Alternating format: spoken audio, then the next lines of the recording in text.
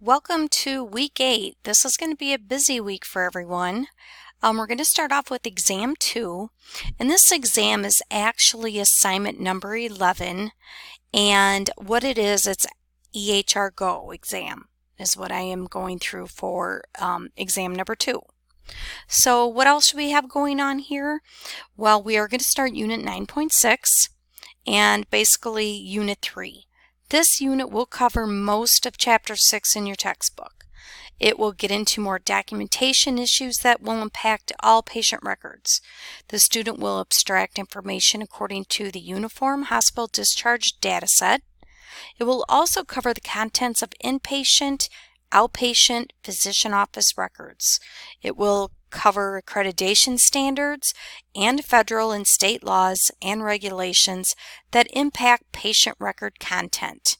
So your discussion board this week is going to be on complications or comorbidities. Make sure you review the lecture for this, and assignment number 12 and assignment number 13. These assignments are both EHR Go assignments, which I feel really relate well with this unit. So again, make sure you review the lecture, PowerPoint number 6, and our outcomes have stayed the same. Any questions, let me know.